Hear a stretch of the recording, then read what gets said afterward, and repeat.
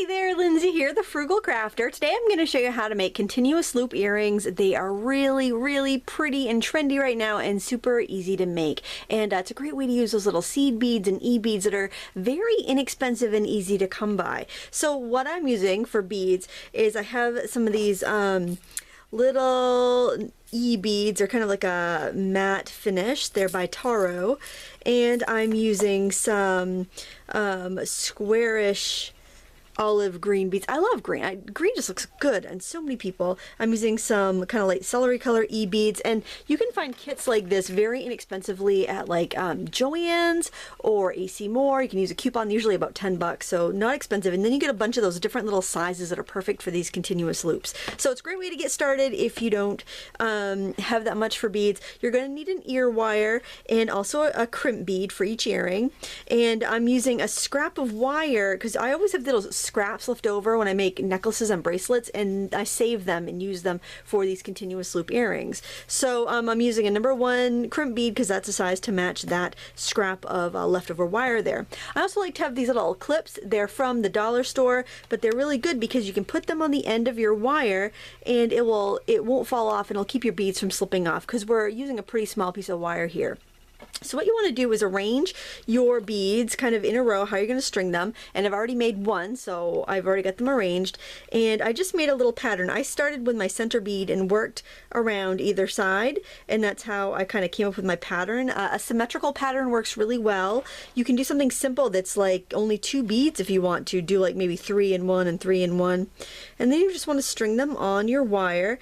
E-beads, I mostly have e-beads here. They're very easy to string because they have large holes. So you want to make sure that your beads on the end, if you're using a lot of e-beads, that your end beads have smaller holes. The Toro ones have larger holes, I think, because they're more meant for doing like bead designs like peyote stitch, where you might go back through the hole a couple times to attach strands of beads to other strands of beads. I did use some of these faceted rondelles. They have an AB finish.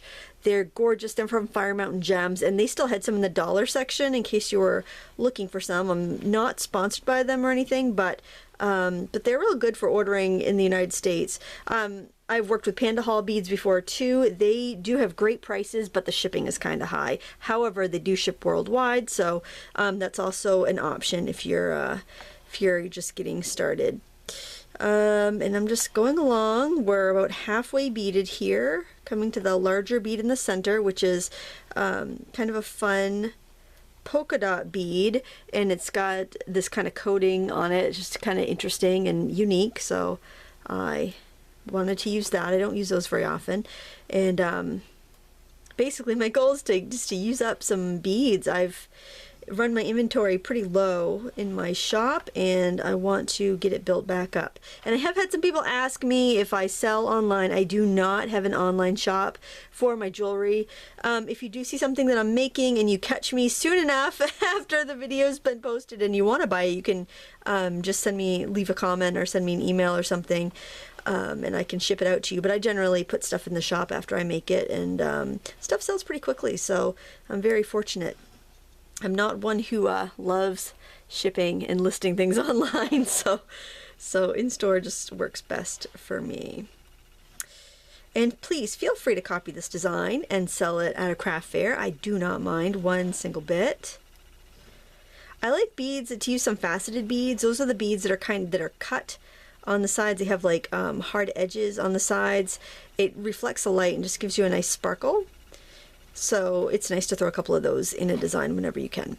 All right, so these are all glass, but since they're pretty small, it's not very heavy. So that's another thing to consider. You don't want really big glass beads or they're going to be heavy. Now this is real time. We've done this all in 4 minutes, and I've explained a bunch of stuff as we're going. So there we've got that lovely design. Now we need to add a crimp bead on here.